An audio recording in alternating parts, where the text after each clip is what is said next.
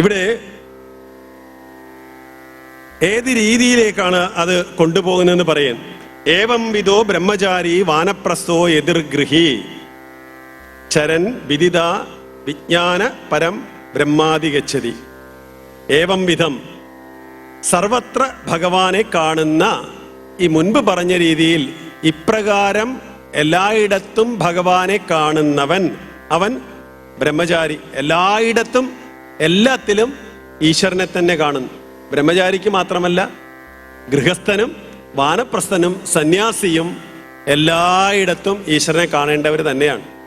പക്ഷെ എന്തുകൊണ്ടാണ് ആരംഭത്തിൽ ഇത്തരത്തിലുള്ള ഒരു നിഷ്ഠ വെച്ചിരിക്കുന്നത് എന്ന് വെച്ചാൽ, ഒരു ചെടി വെക്കുകയും രാമകൃഷ്ണദേവൻ പറയും ഒരു ചെടി വെച്ച് കഴിഞ്ഞാൽ അത് വളർന്ന് വലുതാവാൻ വേണ്ടി അതിന് വെയിൽ കെട്ടി കൊടുക്കാറുണ്ട്. കാരണം എന്താണ്? ആടുമാടുകൾ അത് കടിച്ച് നശിപ്പിച്ച് കളയാതിരിക്കാൻ വേണ്ടിയാണ് അതിന് വെയിൽ കെട്ടി കൊടുക്കുന്നത് എന്ന് പറയും. അത് വളർന്ന് വലുതായി കഴിഞ്ഞാൽ വേലിയും പൊളിച്ച് അത് വളർന്നു എന്ന് വരാം. അപ്പോൾ ആടുമാടുകളെ അതിൽ ബലമായി ബന്ധിക്കുവാൻ സാധിക്കും എന്ന് പറഞ്ഞതുപോലെ, ചെറുപ്പകാലത്ത് കുട്ടിക്കാലത്ത് ബലമില്ലാത്ത ഇന്ദ്രിയങ്ങളെ ബലപ്പെടുത്തുവാൻ വേണ്ടി ചില ശീലങ്ങൾ നമുക്ക് ആവശ്യമാണ്. ആ ശീലങ്ങൾ മക്കൾക്ക് ലഭിക്കുന്നത് അല്ലെങ്കിൽ കുട്ടികൾക്ക് കിട്ടുന്നത് അമ്മയിൽ നിന്നും അച്ഛനിൽ നിന്നും അധ്യാപകരിൽ നിന്നുമൊക്കെയാണ്. അമ്മയിൽ നിന്നും അച്ഛനിൽ നിന്നും അധ്യാപകരിൽ നിന്നും അത് കിട്ടുന്നില്ല എങ്കിൽ ഒരു കുട്ടി നല്ല ശീലഗുണങ്ങൾ ഉള്ളവനായി വളർന്നു വരികയില്ല. അങ്ങനെ വരുമ്പോൾ ആ കുട്ടിക്ക് അവനെ ബ്രഹ്മചാരിയാണ് എന്ന് നമുക്ക് പറയാൻ പറ്റില്ല. ബ്രഹ്മത്തിൽ, സത്യത്തിൽ, ഉറപ്പിൽ, ബലത്തിൽ ജീവിക്കുന്നവനാണ് എന്ന് നമുക്ക് പറയാൻ പറ്റുകയില്ല. അതുകൊണ്ട് സർവത്ര ഭഗവാനെ കാണുന്ന ബ്രഹ്മചാരി, വാനപ്രസ്ഥം യതി ഗൃഹസ്ഥാശ്രമി, ഇവർ 4 പേരും വിവിധമായിട്ടുള്ള അവരവർക്ക് യോജിച്ച രീതിയിലുള്ള ധർമ്മത്തിൽ ചരിക്കുന്നത് കൊണ്ട് പരംബ്രഹ്മം അധിഗച്ഛതി, പരബ്രഹ്മത്തെ പ്രാപിക്കുന്നു എന്നാണ്. ബ്രഹ്മചാരി അവന് പറയപ്പെട്ട ധർമ്മത്തിലൂടെ, ഗൃഹസ്ഥൻ അവന്റെ ധർമ്മത്തിലൂടെ, വാനപ്രസ്ഥൻ അവന്റെ ധർമ്മത്തിലൂടെ, സന്യാസി അവന്റെ ധർമ്മത്തിലൂടെ ചരിക്കുകയാണെങ്കിൽ അവൻ ബ്രഹ്മത്തെ പ്രാപിക്കും എന്നാണ്. ഇവിടെ നമ്മൾ എത്രയോ ക്ലാസ്സുകൾ ഇവിടെ നടക്കുന്നുണ്ട്. മുൻപ് ഞാൻ ഓർക്കുന്നു, ഒരു 10 വർഷം മുമ്പൊക്കെ വരുമ്പം ഒരു 10,000, 15,000, 20,000 ആൾക്കാരൊക്കെ ആയിരിക്കാം ഇവിടുത്തെ സദസ്സിൽ നിറഞ്ഞിരിക്കുന്നത്.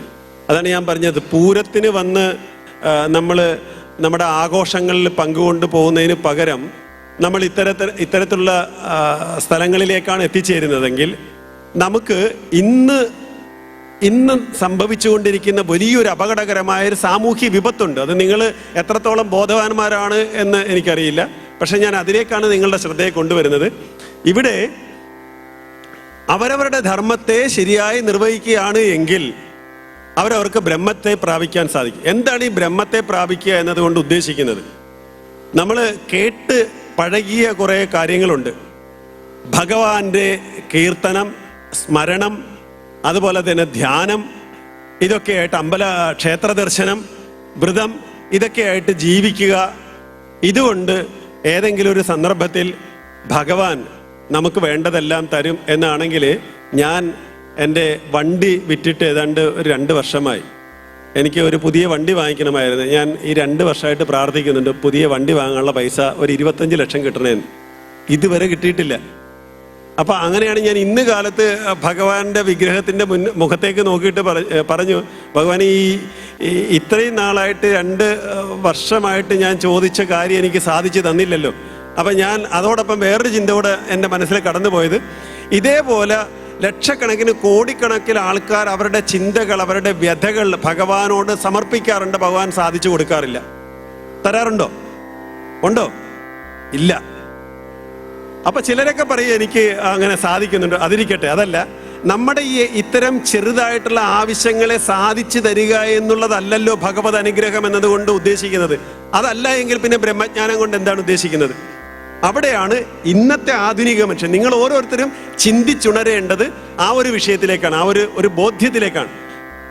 അങ്ങനെ വരുമ്പോഴാണ് ഈ സനാതനമായ ഈ ധർമ്മത്തിൽ അല്ലെങ്കിൽ ഭാഗവതത്തിൽ നിൽക്കാൻ നമുക്ക് സാധിക്കുന്ന. ഭാഗവതം നമ്മെ ഇന്ന് ഏത് കാലഘട്ടത്തിലും നമുക്ക് എതിരായതിനെ നമുക്ക് മാറ്റിക്കൊണ്ടുപോകാൻ. ഒരുപക്ഷെ ഞാൻ ഇന്ന് ഇങ്ങോട്ട് വരുമ്പോൾ വണ്ടി ഓടിച്ചിരുന്ന ആ പയ്യൻ, അവൻ ടൂറിസ്റ്റ് ബസ്സും ചെന്നൈയിൽ നിന്നും കേരളത്തിലേക്ക് വരുന്ന വൈകുന്നേരങ്ങളിൽ വരുന്ന വലിയ ബസ്, പ്രൈവറ്റ് ബസ്സൊക്കെ ഓടിക്കുന്ന പയ്യനാണ്. അപ്പം അവൻ വളരെ വിദഗ്ധമായി ട്രാഫിക്കിനകത്ത് നിന്നും ഒരു വണ്ടിയെയും തട്ടാതെ വളരെ വിദഗ്ധമായിട്ട് കിട്ടിയ ഗ്യാപ്പിലൂടെയൊക്കെ ആ വണ്ടി എടുത്തുകൊണ്ട് പോകുന്നത് ഞാൻ വളരെ അത്ഭുതത്തോടും അല്പം ഭയത്തോടും കൂടെ ഫ്രണ്ട് സീറ്റിലിരിക്കുകയാണല്ലോ. ഭയം ഉണ്ടാകാതിരിക്കുമോ?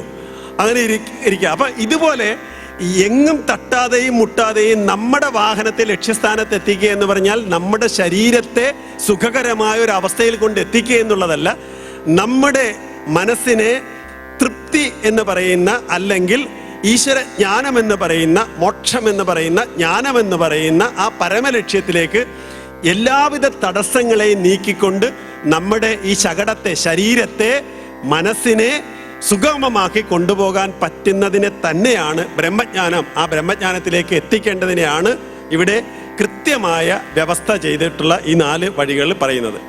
അത് സന്യാസിക്ക് മാത്രമല്ല, ബ്രഹ്മചാരിക്കും വാനപ്രസ്ഥനും ഗൃഹസ്ഥനുമൊക്കെ അത് സാധിക്കുമെന്ന് പറയുന്നു.